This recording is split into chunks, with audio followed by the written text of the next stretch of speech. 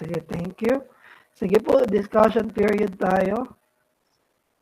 Ako, mabilis lang yung ano eh. Mabilis lang yung chapter 1 saka chapter 2. Ng... Okay. Ayan, Tayo sige. na yung mga chats. Hindi ko na mabasa. Init na init magpaliwanag eh. Ayan, so if may question kayo or comment, pwede kayo mag-raise ng hand or chat. Grabe na nakabilis eh. Kanina pa tapos 30 minutes. Hindi, joke lang.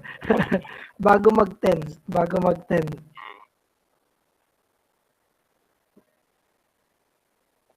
Sige, habang wala pa, sige bro, ako muna ang mag-ask ng question, no?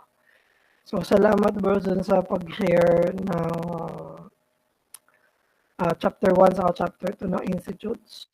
So, maganda talaga yung sinimula ni Calvin regarding sa knowledge of self, sa knowledge of God na mag-intertwined yun. Alam natin na mayroong hierarchy dun sa dalawa na mas mataas yung knowledge of God at doon natin makikilala yung sarili natin. So, meron akong few questions dito. Yung isa is, nabanggit kanina sa lecture na yung pagkakaroon ng sense of insignificance. Kasi di ba pag kinompare natin yung sarili natin sa Diyos, nakilala natin yung Diyos, greatness niya, kalakihan niya, tapos makikita natin kung gaano tayo kaliit. Yung illustration na ginamit ay yung worm. Makikita natin yung sarili natin na para uod tayo sa harapan ng Diyos. At biblical naman yon. Kasi maging si Jacob, sinabi niya, I am but a worm. At ito yung question ko, bro. If pag palagi natin iniisip yung kaliitan natin, hindi ba yon magli-lead sa sin ng self-pity? Or paano natin pag-uusapan yun? Paano natin iisipin yun? Dahil point ni Calvin yun eh. Sabi talaga ni Calvin, pag tignan natin yung kalakihan ng Diyos, malalaman natin yung kaliitan natin ng sarili. Sabi mo pa nga sa lecture, na according kay Calvin, wisdom yun. Wisdom na makita yung kaliitan natin. Pero ayun, sa modern tendencies ng usapin ng self-pity, hindi ba mangyayari yun? Or bakit mangyayari yun? Or anong masasabi mo doon? If we think of our smallness, will it not lead to self-pity? Go, bro. Sige. Regarding dun pa sa usapin na ng self-loathing, yun natin yung phenomenon nung nasasobra na sa self-pity, sa sobrang sa hindi na mababa sa sarili. Ang provision talaga sa scripture pass na madalas, hindi kasi normal na gawain ng tao na tingnan yung sarili niya na mababa. Laging mas normal sa tao na tingnan niya yung sarili niya mataas. Dahil alam na natin yung realidad ng pagtingin sa sarili natin na mataas. Kaya hindi may hirap mangyari pas na sa sobra ka. Dahil ang usapin kasi ng self-loathing, sarili mo lang yung tinitingnan mo na mababa. Na walang pagtingin sa Diyos. Doon nagkakaroon ng issue kasi, yung disconnect. Kaya mahalagang bumalik dun sa pagka-intertwined ng relation na yun, ng knowledge of self and knowledge of man. Kasi pag mababa ang tingin mo sa sarili mo at mababa lang ang tingin mo talaga, wala kang pagtingin sa Diyos. May iwan ka talaga ng ganito, ng tinatawag dito na helpless, hopeless in yung term, or tawag, o isa pang concise na term eh. Tawag nilang pessimistic, or isa ba? Pero may related sa pessimistic. Magiging pessimistic ka lang. Pero kung may knowledge of God ka, ayan, kompletong Kristiyano ka. Kasi yun yung tinatawag na humility. When we humble ourselves before the Lord, may sumobra na bang dapas? Wala naman sumusobra sa usapin ng humility. Lagi sumusobra sa pride eh. Sa prideful. So, sa usapin ng virtue sa Diyos, sa Galatians, nasabi doon, against such things, love, joy, peace, patience, kindness, goodness, faithfulness, gentleness. Kasama yung pag-humble sa sarili sa faithfulness. faithfulness, gentleness, goodness, self-control. Against such things, there is no law. So yun, Galatians 5, type ko na. Galatians 5, verse 22 to 23. Hindi nagiging issue sa isang Kristiyano na laging may hindi naman self-pity or self-loathing. May humble view. Ina-humble yung view niya sa sarili niya. Again, brethren, walang maire-remedy doon kundi bumalik sa pagtingin sa Diyos para maiwasan yung self-loathing. Kasi kung masyado ka naman tutok sa sarili mo lang, magiging mo nga yung self-loathing, mga kapatid. Magiging issue yan pas. Kasi yun nga incomplete, ika nga nila. Naging incomplete yung wisdom mo. So hindi siya true wisdom. Fully siya. Yun yung magiging mangyayari. Fully or kakalan. So yun yung masasabi ko ngayon pas regarding sa usapin ng napapasobra sa self-loathing. Kaya mahalaga yung connection talaga na yun. Hindi pwedeng mawala. Thank you then, bro. So very important na palaging may kinalaman yung pagtingin sa Diyos sa sarili. Dahil kapag nag-self-pity, mas nakatingin sa sarili. Kesa sa Diyos. Parang nawawala yung Diyos sa equation. So, ibig sabihin, pag nakita natin yung kataasan ng Diyos, kalakihan ng Diyos, nakita natin yung kaliitan natin, hindi yun maglilid sa self-pity. Okay. Yan. Salamat, bro. Sige po. Other questions or realization?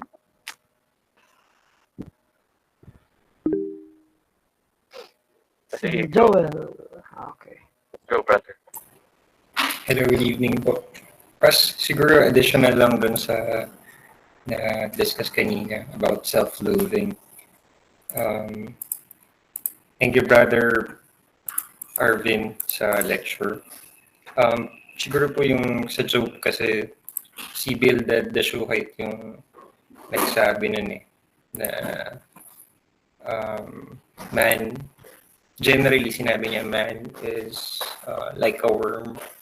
Sinabi niya yun. Pero sa verse 1, sinabi niya yun, verse 2 pala, dominion and fear are with God. So, yung sinasabi ni Arvin nga na pagtingin sa Diyos, similar din siya dun sa, kay Isaiah, the prophet Isaiah, dun sa throne room. Nagkaroon siya ng vision sa Isaiah 6 na nakita niya yung holiness ni God. Sa kanya nakita yung sin niya na I'm a man of unclean lips, ganyan. I'm a man of people who speak wicked things. So, yun yung difference because hindi siya nakatingin sa sarili lang. Na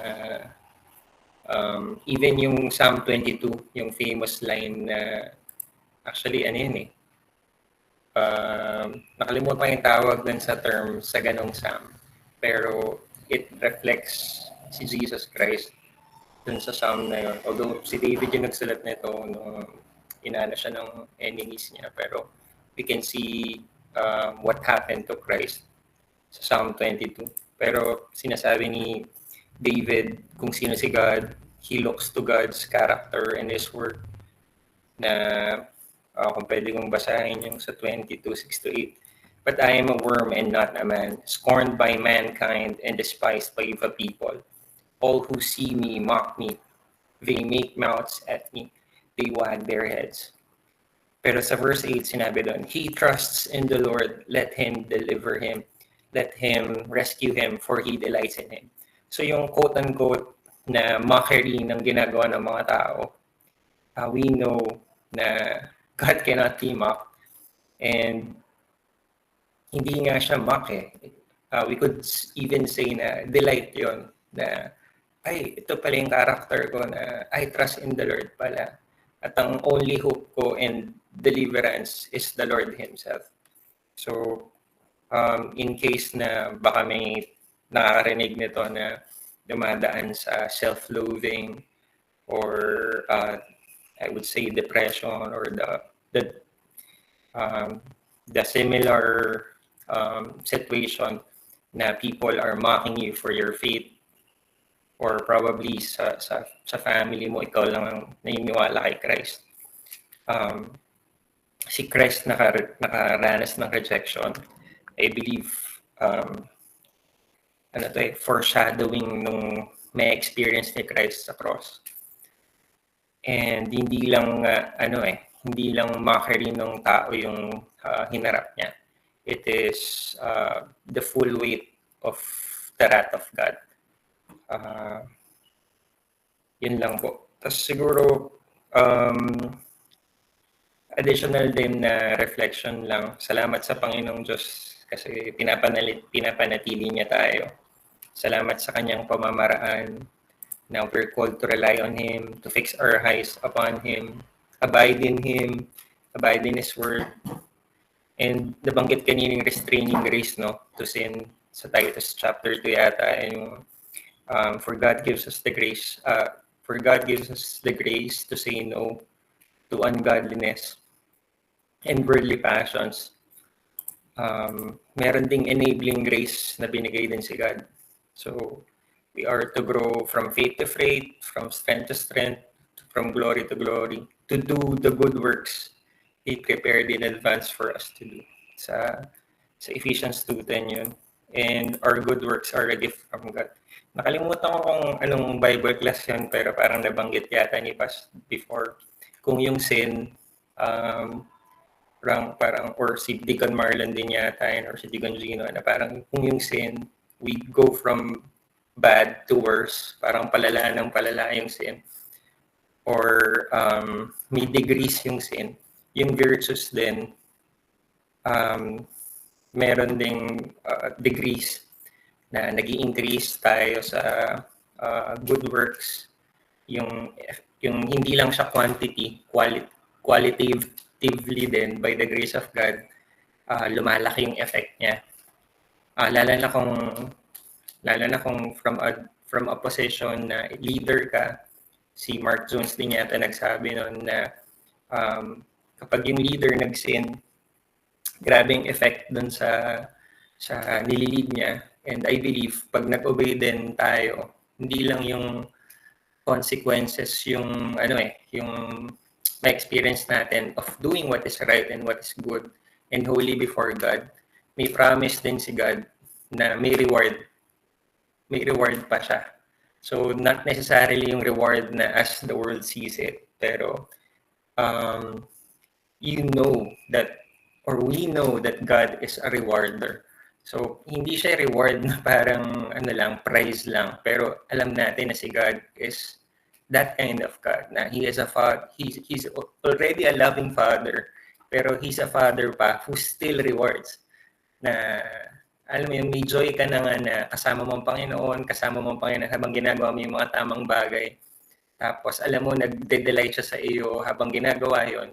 And yet, bibigyan ka pa rin niya ng reward because that is the kind of God He is. Yun. So, yun lang po. Salamat po.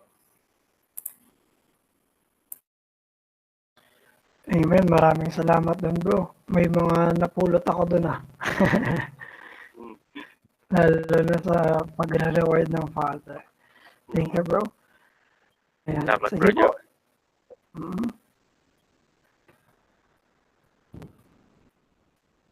Other questions po or mga realizations? Pwede kayo mag-raise ng hand or mag-chat.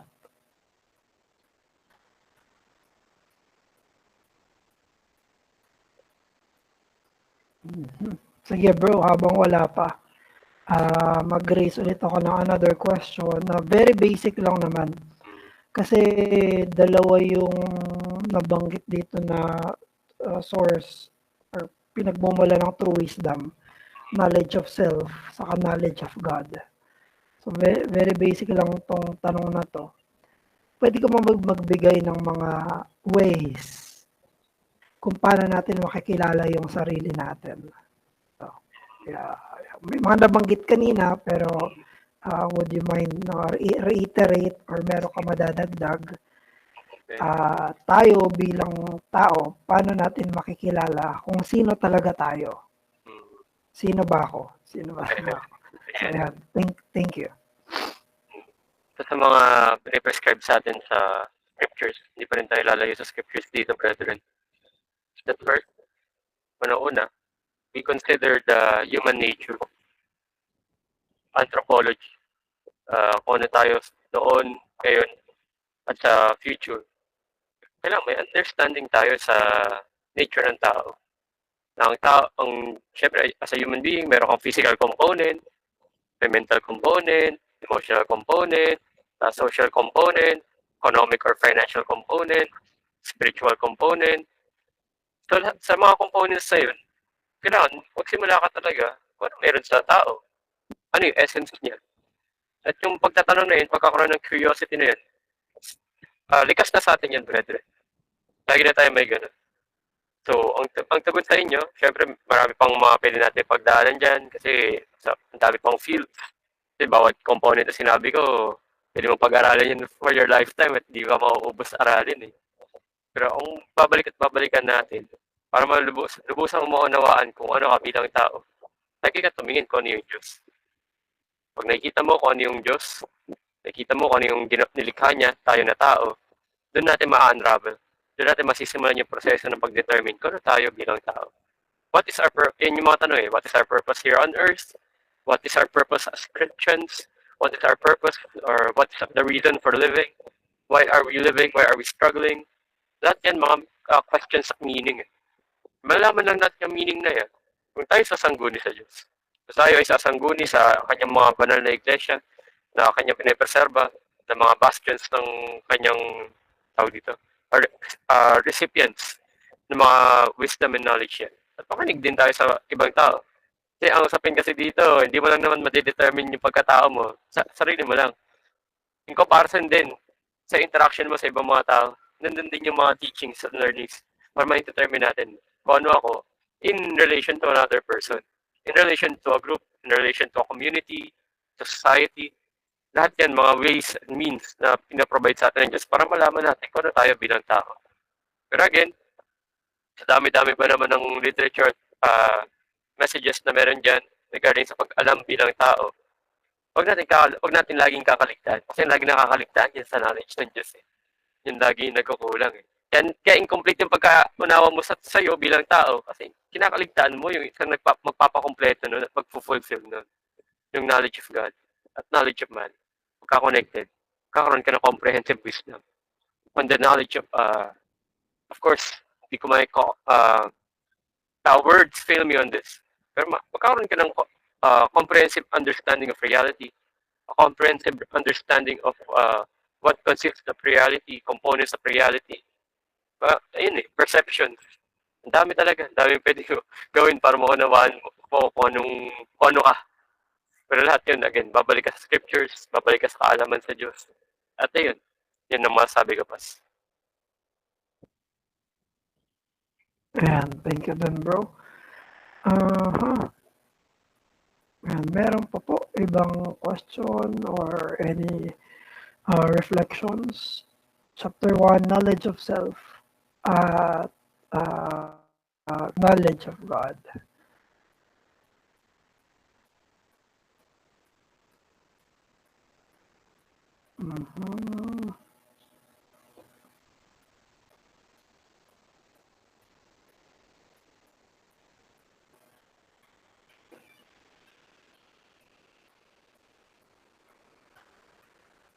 Hindi ko alam kung dinig dito. May pinapalong bata dito eh. Ayaw matulog. Grabe. Ayaw matulog. Hindi ko alam kung dinig niya. Baka lang marinig niya bigla eh. Ay mga Pas, siguro nahirapan magtanong kasi sobrang bilis ng mga ibang explanations. Pero tama lang ba? Okay naman bro. Very concise kasi yung dalawang chapters talaga na meron tayo dito. Pero pas ako naman magtatanong. Kaso sino sasagot? Ikaw. Ikaw, ano sasagot? Ayan, si Mama may tanong. Ayan, basahin ko bro. Sabi ni Mama, going back to self-pity, sin po ba ito? For example, sickness brings human to self-pity. Ayan, thank you po. So, sin ba ang mag-self-pity? Kunyari, may mga times na nakikita, awang-awa ka sa sarili mo, kunyari, may sakit. Yan. Yun ba ay kasalanan na mag-self-pity? Sige, salamat sa question, Mami Tajo. Ingatan natin na huwag pagbaligtarin or magkaroon ng misequivalence o pagpantayan yung concept na self-loathing o yung sobra-sobra na. At sa simpleng awa o kinahabagan mo sarili mo. Kasi sinabi mo kasing self-pity, of course, part ng natin yun emotional response Natural lang yun na kapag may sakit ka, nakakaawa talaga. Ano gagawin mo? Siyempre, gagawa ng paraan para malunasan yun. Ang pangit kasi dito sa self-pity, pag naging self-loathing, wala ka nang gagawin or paralisado ka sa gagawin mong solusyon sa naging situation mo. Self-pity ka nga, pero wala kang ginagawa. Pag self-loathing ka, sisisihin mo yung Diyos, ba't ka nagkakaroon ng malalang kondisyon?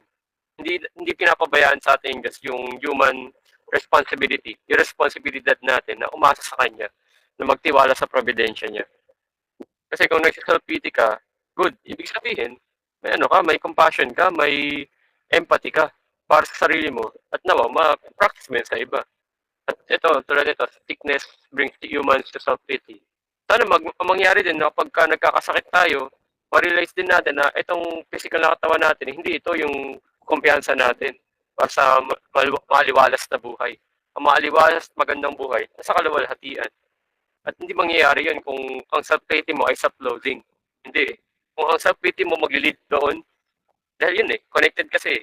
Kaalaman mo sa Diyos na kaya ka nagkakasakit kasi paalala ito ng Diyos na may kasalanan ka pa sa katawan mo, na hindi ka pa perfected being. Yun yung pwede natin matugunan dyan, Mami Tajo. Nagiging sin ba yung self-pity? Kapag nagiging self-loathing, sin siya. Pero kung yung self-pity, napapalid ka sa mga thoughts of heaven, sa mga thoughts ng Maranatha, come Lord Jesus, tanggalin mo na lahat ng sakit sa mundo. That's not sin, that's grace. So yun yung masasabi ko, Mami. Salamat sa tanong. Ayan, thank you dun bro sa clarification. Siguro ang magandang term na hindi kasalanan ay yung low view of self. Ayan. So yun, hindi naman kasalanan na magkaroon ng mababang pagtingin sa sarili na tama lang. Pero may makasalanan talaga kung hindi nagagawa yung binanggit mo, bro Arvin, na kunyari nagkasakit ang isang tao, nililid nga siya ng Diyos dun sa mga spiritual truth Sinabi mo, limited tayo. Binabalik tayo sa pagiging creature natin. Dinadala tayo ng Diyos na maging mindful sa eternity. Magkaroon ng mga greater na mga trust dependent sa mga truths beyond this life. Ayun, tapos na pinapakita na yung sinfulness kasi dumating yung may sakit talaga dahil dumating yung kasalanan sa mundo So, ayun. So, siguro magiging kasalanan yon kapag hindi yun ang naiisip. Naiisip, kawawa naman ako, ganyan. Pero hindi naiisip, okay. Kasi, yung mga ganong situations, binibigay ng Diyos for us to go beyond ourselves. Higit sa sarili natin at sa mga greater spiritual truth. Binabalik niya tayo sa beyond this world. Ayan, so thank you Don Arvin sa pagre-remind sa atin dito. So baka may follow-up ka po dito po sa question ng self-pity.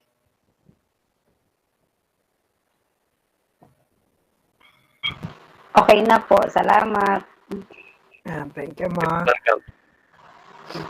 Ayan, pero kasi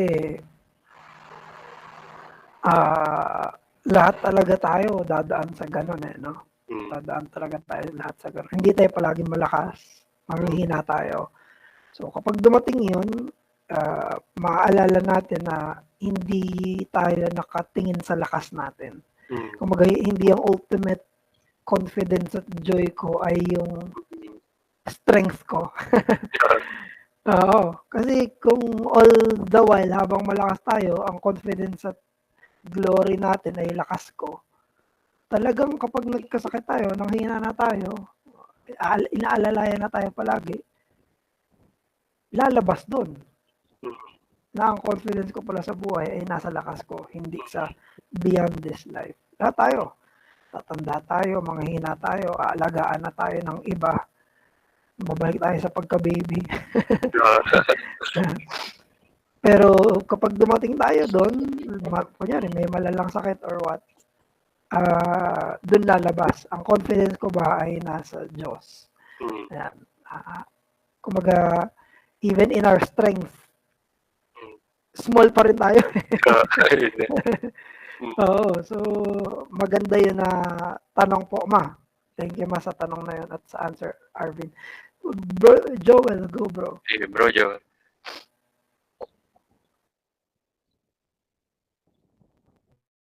Hello, Pas. May question lang, Brother Arvin. Siguro, Yan, sige, bro, kay Arvin. question lang dun, bro, sa about knowledge of God.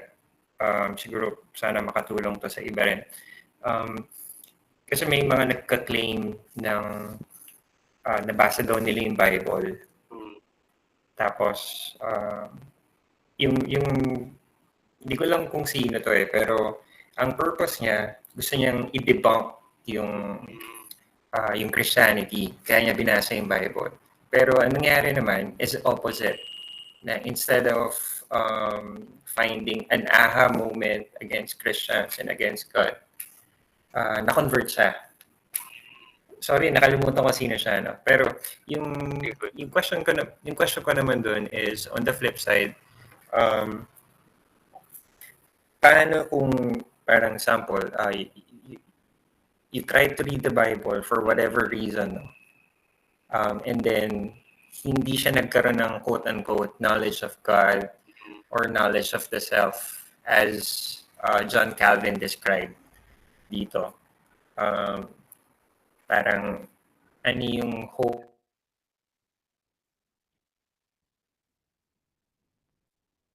Yun na wala ka ata, bro, Joel. Sorry? Yung kanina. Medyo nawala lang, bro. Yung sa main question.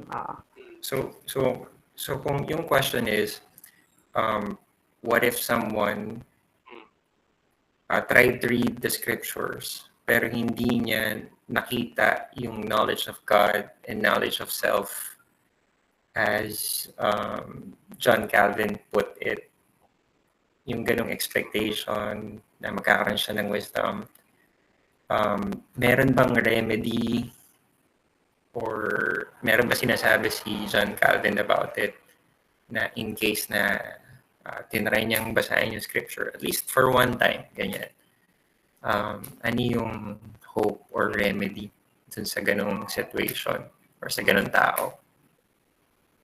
Salamat sa question, bro, Joel.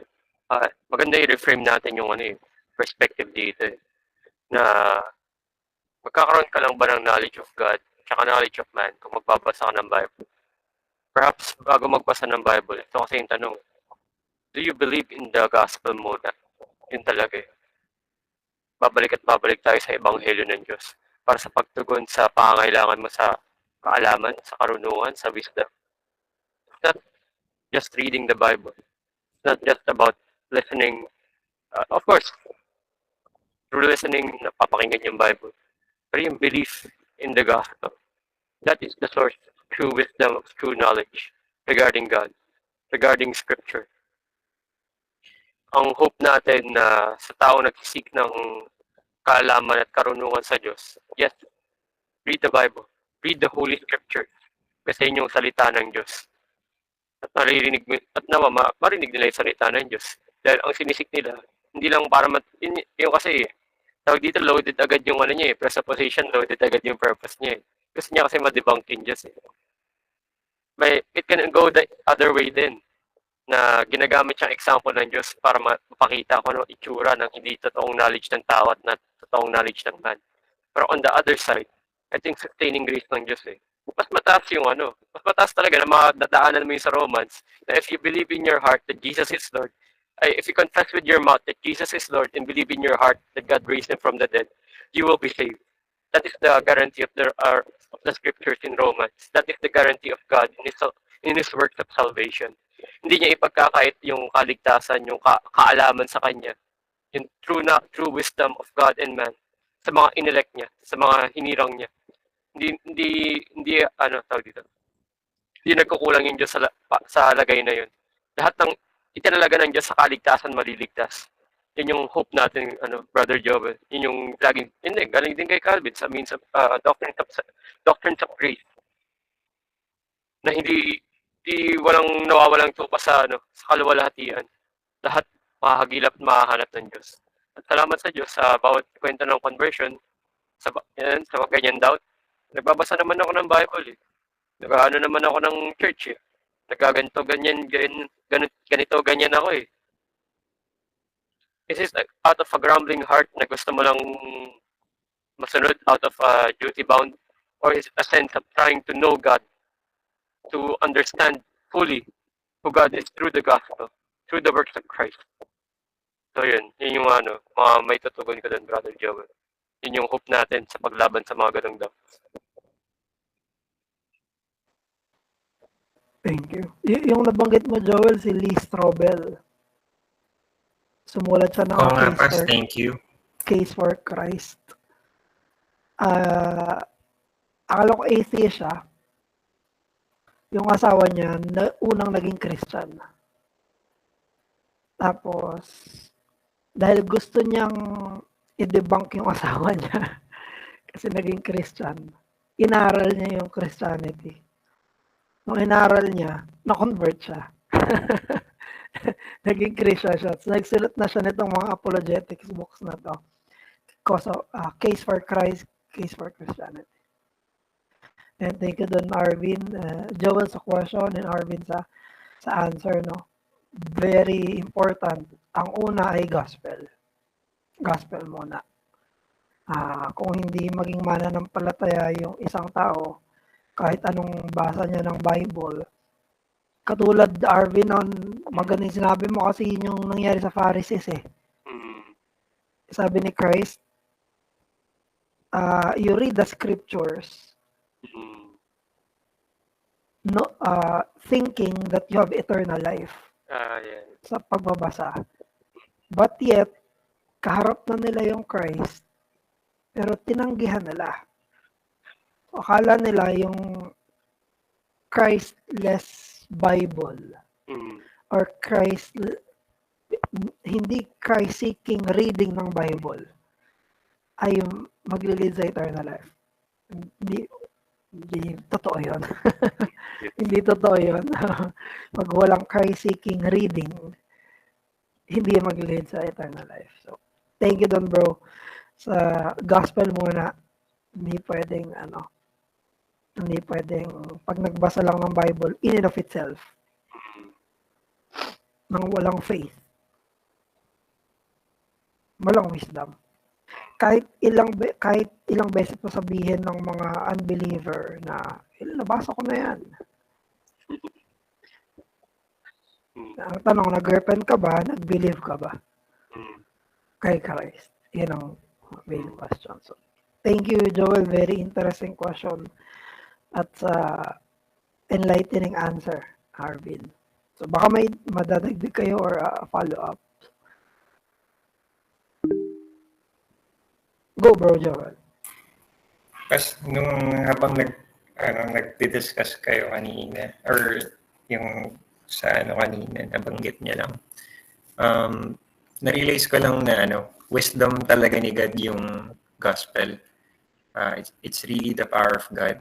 Kasi yung Ethiopian eunuch na nagbabasa ng scripture, providentially, pinadala si Philip so that someone would explain to him the scripture. And parang naalala ko yung pag nababanggit yung mga conversion testimonies ng mga kapatiran, or even pas yung nabanggit nyo na hindi lang isang beses may nag-share sa inyo ng gospel, tapos parang sabi nyo yung may nabasa pa kayong libro noon ni mama nyo from way back na we believe God has used to call us, na ginagamit ni God yung different instances in our lives so that we would know Him, we would know Christ of the Scriptures. We would hear the gospel. Hindi lang once, yung gospel call patuloy. And even kahit nga believers na tayo, patuloy yung gospel na kailangan nating marinig for His purpose and His glory. Ayan po.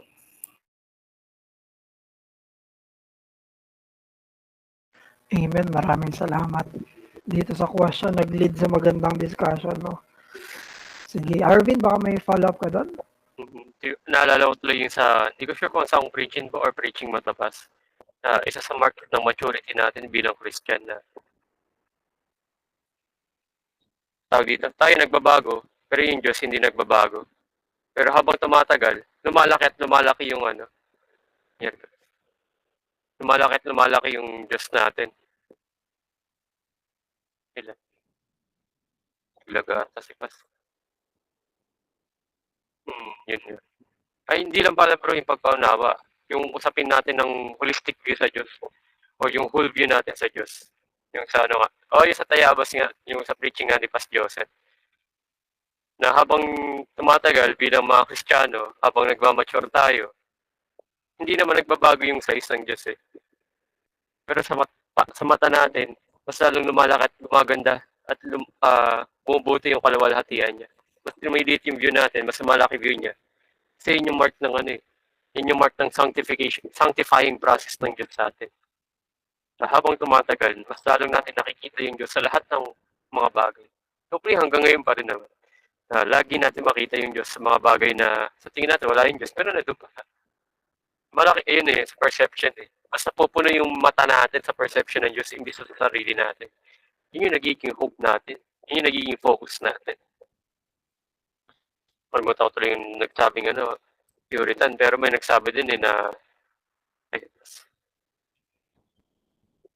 may Puritan din nagsabi na yung maalala ko na tao. Pero yun nga, as we have a higher view of God, there's a lower view of ourselves. Because we know na mas papalapit tayo ng papalapit sa tunay na katotohanan, sa tapat na katotohanan ng Diyos. Ay, grabe naman. Pero yun, di ba? Yun yung masabi natin na grace sa atin. At birth ng Holy Spirit sa atin na ma-sanctify tayo. Mas lalong lumalim, lumawak, bumuti, dumami, mas gumanda yung kalidad, yung kumakaalaman natin sa Diyos. Dahil alam natin kung gaano mahalaga, kung gaano kahalaga yung mga kaalaman na yun, yung mga kabutihan na yun. At yung mga kaalaman at kabutihan na yun, nagdudulot sa atin para mamuhay na may kabanalan, na may katawiran. Hindi para lang sa sarili nating kaayusan, kundi bilang pagsunod, bilang sa tapat na pagsunod sa utos ng Diyos. Na ayaw talaga natin mabasag sa iyan. Yun nga yun yung sa growing counsel of the wisdom of God in scriptures. Hindi naman natin maunawaan agad-agad lahat ng whole counsel ng God Unti-unti. Small steps. May mga araw na parang no step, pero may small step pala. May mga araw na giant leaps. And syempre, ayun kay E.W. Pink pala, na mas maraming ginagawang kumbaga sa analysis natin sa buhay natin sa pang-araw-araw. May mga pagkakataon na minsan, sa tingin natin, mas madami yung kasamaan. Pero pagka ina-analyze mo siya in the big picture, habang tumatagal, papaakyat tayo sa pananampalataya. Of course, pag ganun-ganun yan. Pero papataas, na pag ganun-ganun, na ups and downs. Na habang papalapit tayo ng mga araw, naalala ko rin sa dati kong church, na habang yung mga araw ay lumilipas, habang tumatanda tayo, alam natin papalapit na yung pagbabalik ni Kristo. Every day that passes, we know that our hope in Christ is getting nearer. Diba? Yung comfort natin, yun yung sa knowledge of God na nagbibigay sa atin ng kumpiyansa. Imagine mo yun, di ba? As the day passes, as the day closes, magka-close na yung Monday natin, Tuesday, Wednesday. Alam natin, every day that passes, na bawat paglipas ng panahon, papalapit at papalapit na yung Maranatha. Come Lord Jesus. Kasalamat sa Diyos. Malulahati yung Diyos. Amen. Salamat bro. Although hindi ko lang naabutan yung iba. Nag-auto-out bigla to eh.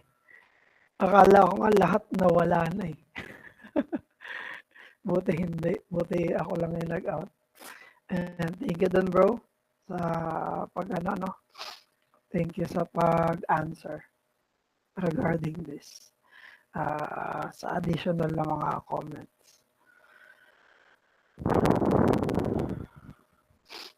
Ayan, sabi ni Joel, all the more you see the day approaching. Sabi sa Hebrews. Sabi ni Mama, ang ganda ng illustration, habang lumalago yung faith, lumalaki din yung tingin sa Diyos. Ayan. Other reflection, question. So, pwede kayo mag-tanong. Sila Art, Leslie, Mariel, Monica, Kiel, Timothy, Ate Meg, GM, Mata family, Jacqueline, Rain, J. Lord, Rosana, Cha, Francis, Deacon Chester, CJ. May sira itong ko eh, hindi ko makita yung isa. Rachel, ayan. Kung wala pong magtatanong ako, magtatanong. Sige, basta ikaw sasagot. Siguro ang tanong ko dito, paano kung... Basta ikaw sasagot ha? Di ba? Paano kung di ba? Pumayag. Basic question lang naman na tawag dito. Yung kanina nga, paano kung mahina ka kote ko? Hindi ako matalinong tao or hindi ako maalam. Di ba? Yari na ba ako or wala na bang pag-asa sa akin na matuto pa? Kasi yun yung parang pinaka-question. What if I'm not smart enough to understand scriptures? What if I'm not disciplined enough to read the Word of God, to study the Word of God? What if I'm lazy to study the Word of God? Yung mga ganong questions. Ang tugon natin doon sa usapin na yan, hindi kakayahan mo ang batayan. Magandang batayan yun kung trabaho yung usapin natin kasi sa mga trabaho nga naman may mga standards na sinusunod, may mga dapat kang competencies na meron ka para pag ginawa mo yung trabaho, magagawa mo talaga at di ka magko-collapse sa trabaho mo na yun. May ganong usapin. Doon maganda ipasok yung karunungan ng tao. Kasi usapin ng karunungan ng Diyos. Sino bang makakaabot sa kaalaman ng Diyos? Dito sa mundo, dito sa lupa natin, sa lupang kinakatayuan natin. Sino yung masasabi mong may anong barrier yung mayroon sa Diyos na hindi mo siya mauunawaan kung patiently at graciously mo siyang isisik ayon sa mga kalooban at mga inalatag niyang means of grace. Again, we stated earlier, brethren, it's not merely the head knowledge or the theological concepts. Mas maraming theological concepts, mas banal. That's not the measure. Ang measure pa rin yung laki at yung bigat ng pagkilos ng Diyos sa buhay mo. Yung pag-iigat ng Diyos sa sanctification. Hindi karunungan mo, brethren, hindi yung ika nga nila. Wala kang gift, wala kang ambag sa blessing na binibigay sa iyo ng Diyos. Lahat yun galing sa perfect and pleasing will niya. Ang tanging ginagawa lang natin sa ambag na yun, yung kasalanan pa natin. At imagine mo yun, ambag na lang natin kasalanan, binibigyan pa tayo ng blessing. Ayon kay Edwards, na ambag natin kasalanan. At siya pa nagbibigay sa atin ng way para malabanan yung kasalanan na yun sa pamagitan ng tinapos na gawa ni Kristo. Sa pamagitan ng dugo niya na nagtutubos ng mga kasalanan natin. So wag ka pang hinaan ng loob, brother or sister. Kung sa tingin mo ikaw ay mahina yung kaalaman, wala kang mahina yung kukote mo. Hindi yun yung batayan natin dito, mga kapatid. Ang batayan natin dito, ang banal na kasulatan na kung nakakabasa ka, kung nakakarinig ka, nakakaunawa ka, yun yung kailangan natin. Ngayon, again, ang dagdag na rin siguro, yung gift na lang din sa pagka may extra kang karunungan, mas marami ka malalaman talaga. At lahat yan, mas marami, again, may mga kapatid, sasapin ito ng strong and weak in faith. Kung strong in faith ka, of course, mas madami ka doctrine sa matututunan, mas madami yung makukuha ang theology. Pero lahat yan, ibabalik ka sa kaluwalhatian ng Diyos. Kung ikaw ay medyo mahina, di kasing dami, babalik ka pa rin sa iisang kaluwalhatian sa Diyos. Again, sustaining grace of God in one brother and a sustaining grace in another brother, they come from the same God. At kung sa tingin mo, di kasing level sa iba, again, ang batayan natin dito sa Diyos. At pag-usapan namin to kahapon sa ano rin yung sa about sa economics or sa finance. Yung sa economic issue. Bakit mo kinaiingitan yung sustaining grace ng isang kapatid? Yung meron ka rin sustaining grace na nagpumula sa inyo ng Diyos na sapat. So, yun yung consider natin, brothers. Kung sa tingin natin, mahihina tayo. So, yun lang naman. Ayun, nasagot ko yung tanong, Pastor. Yan, thank you sa pagsagot, Arvin. Meron ka bang follow-up question sa sarili mo? Joke lang. Sige. Siguro palaisipan, Pas. May palaisipan ako no? Hindi ko rin alam paano ba kumikilos yung Diyos kapag, for example, yung mentally. May nag-raisan ba? Hindi Sino ko ba? makita Baka si Brother Kiel yun, kanina ko nakita. Bago ako tumuloy sa follow-up ko, Brother Kiel. Sige. Follow-up. Hindi nag-appear sa akin. Ayun. Ayan, si Kiel. Go, Kiel. Dahil lang po na-remind lang po kanina na yung ano ba yun? Na pag gumawa ng kasalanan dahil may impyerno, ganun.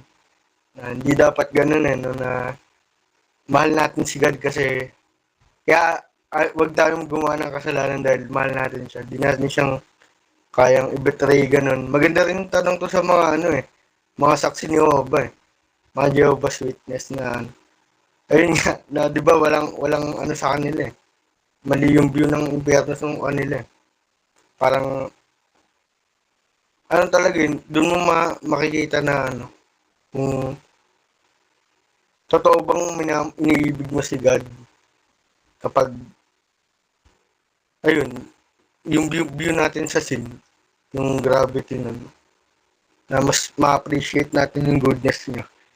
Kahit walang impyerno, di ba po, na naibigin pa rin natin siya. Yun ba? Salamat sa reflection, Brother Kiel. Totoo yun. Tama yun. Yun yung paglakad sa kaluwalhati, sa katuwiran. Niluwalhati natin, di tayo nagkakasala laban sa Diyos. Dahil gano'n natin iniibig yung Diyos. Ikaw sa family natin. Gusto mo bang hamakin yung sarili mong pamilya? Gusto mo bang saktan yung mga minamahal mo sa buhay? Hindi, di ba? So, gano'n din dapat natin i-view talaga yun. Kaya salamat dun. Kasi, yan, galing talaga sa book ni Calvin yun, may specific siya dun sa latter parts ng chapter 2. Chapter 2 ata. Na, yun. Kahit mawala ng impyerno, ayaw natin magkasala. Mahal natin Diyos At minamahal niya tayo pa ba? At salamat sa kabutihan niyang yan. Ayan, thank you, Kiel, dun sa alala mo na kasama sa discussion kanina. So, ayaw natin magkasala, hindi lang dahil may parusa, o hindi dahil madidisplease yung Diyos. At ayaw natin madisplease yung Diyos. Sige po, other question or reflection? Baka meron pa.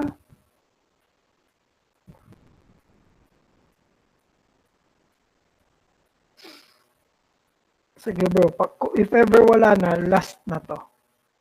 Na question. Nabanggit mo kasi kanina, I do not know kung original yun kay Calvin or sarili mo ng reflection. Pero nabanggit mo yung main character syndrome kanina. Nabanggit mo yung word na yon. Hindi mo naman sinabing syndrome, pero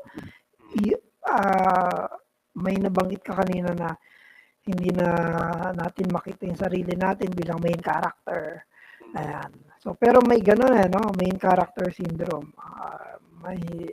Anong mangyayari? Ano yung mangyayari if nakikita natin yung sarili natin na as if ako ang main character ng buhay ko o kaya naman ako yung main character ng lahat ng nasa paligid ko. Is that good? Is that bad? Is that Christian? Is that un-Christian? Paano natin iisipin yun? Yun lang bro. Yung concept na gusto kong i-emphasize din dito, Pas, yung sa balance view kasi ng ano, yung ourselves in relation to community, in relation with God. Ang point kasi dito na basta tingin mo nagre-revolve around sa yung mundo, yun yung ano you need immortify yung konsepto na umikot sa yung mundo. Pero hindi naman ikaw yung nagpapaikot sa mundo. Hindi naman ikaw yung provide ng ano, di ba? Umikot sa iyo mundo, hindi naman ikaw nagpapaikot, hindi naman ikaw yung nagpo-provide ng araw at ng buwan, ng gravitational forces para ma-maintain yung pag-ikot na yun. So, ang usapin dito ang pag-mortify sa main character syndrome is yung pride. At again, sa lahat ng sins, sin of pride, sin of hambugan, arrogance, the sin of self-righteousness, yung kapalaluan, that yun, they are guaranteed to destruction. They are a guaranteed step to hell. That's the fear of God na huwag natin kakalimutan din, brethren. Nagpaparusa ang Diyos. At hindi nakakalimot ng Diyos ng mga taong dapat niyang parusahan. Kaya, matakot tayo, Diyos. Matakot tayo, mga brothers and sisters, na wag tayong padalo sa ating mga lakarin sa pananampalataya at sa katuwiran. Dahil may consequence lahat na magiging actions natin, good or bad. Para sa main character syndrome, mortify the sin of pride and live a life of humility. Tulad nga sa Philippians ba? Or sa ibang epistles, consider others more highly than yourself. Serve them as though they are more deserving than you are. Yun yung very essence of humility na gustong ituro sa atin ni Kristo. Gustong ituro sa atin ng Diyos. So yun, live humble lives according to the will of God. And kung may take pride tayo, let us take pride in the goodness and faithfulness of God that preserves all His children, all His people, all His faithful churches. So yun yung masasabi ko, Pas. Salamat na Diyos sa sustaining graces talaga. Ayan, maraming salamat po sa pagdalo sa natin, no? Sa pag-aaral natin sa first 2 chapters ng book 1. Kanina kasi nandun ako kala Ate Lizelle, kala Deacon Gino. So, kanina napag-usapan namin ni Deacon Gino itong ilang book ba. Nung tinignan ko yung reference natin, bro, 4 books. 4 books nga, Pas, tas 1,000 pages. Books. Plus pa yung natin. Pero So, at least ito, book nakapos 1. Book 1 pa lang, chapter 1 at chapter 2 pa lang. So, sige, kaya yan. Tapusin natin i-series. So, Buti ka, Pas, medyo advanced na ako eh. Tawag dito. Yun nga, medyo patapos na rin ako sa book 1. So, yung ibang parts ng book 1. Dapat mauna ka talaga. Sige. Actually, pwede nga na tayo tumalon sa book 4 kasi on prayer eh. Tapos na rin ako sa on prayer ni Calvin. Wag. Pero grabe pa. Dire-diretso. Haba naman about prayer. 90 pages something ata. Pero maganda yan, no? Na yung institutes, mas malaki yung portion sa prayer kaysa any other na chapters, no? Ayan. Sige po, any additional follow-up? Wala na. So I think that's it, bro. Wrap up tayo. Maraming salamat sa pagtuturo, saka sa discussion sa chapter 1 at chapter 2 ng Institutes. So pwede, ikaw na rin na mag-close ng prayer, bro. Ako na mag-close. And salamat muli mga kapatid sa iyong pagdalo, pakikilahok sa ating meeting para sa pag-aaral ng iyong mabuting salita sa book ni Calvin sa Institutes of Christian Religion. So let us pray. Let's pray. Sa iyo, o dakilang Diyos Ama, na nakahabag sa amin at nag-iingat sa amin sa pang-araw-araw. Kami nagpapasalamat sa iyo, Panginoon, dahil iningatan mo kami.